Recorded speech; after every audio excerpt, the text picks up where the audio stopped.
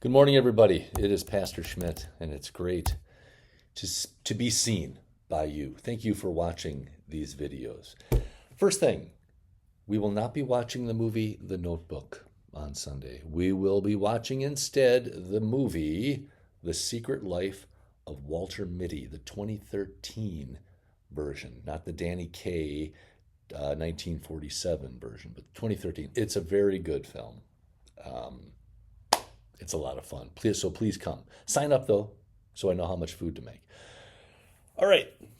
This morning, I wanted to make a copy on the copy machine here at church, and I stuck my paper in, and it sucked it in, and then everything stopped. It got stuck, and I did what any pastor would do in that situation.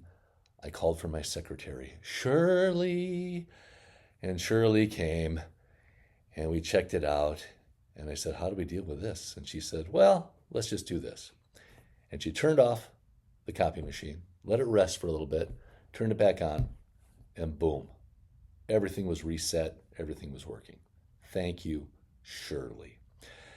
But it made me think.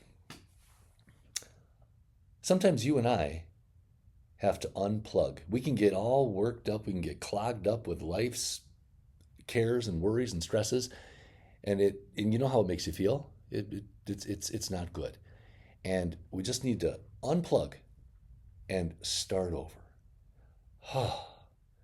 And how does a person do that? Well, when a person needs guidance, it's always nice to see what Jesus did.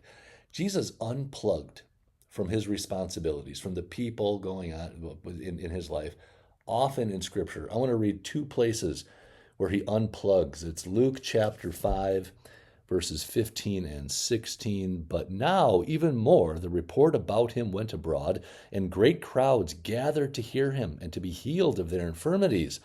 But he would withdraw to desolate places and pray." Even Jesus needed a break. Even Jesus, as true man, got tired. Here's just one more. There are several places. This is Luke chapter 6, verses 12 and 13.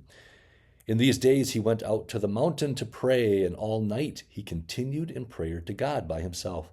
And when day came, he called his disciples and chose from them 12, whom he named apostles."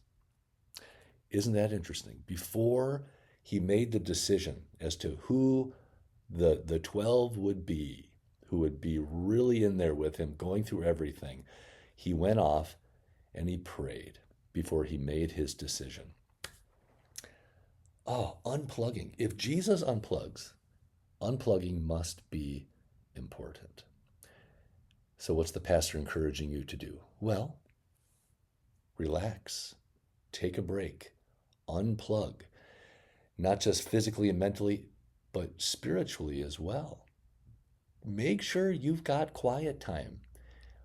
My wife gets up at 4 o'clock in the morning, and that hour she is in the living room and she is unplugged.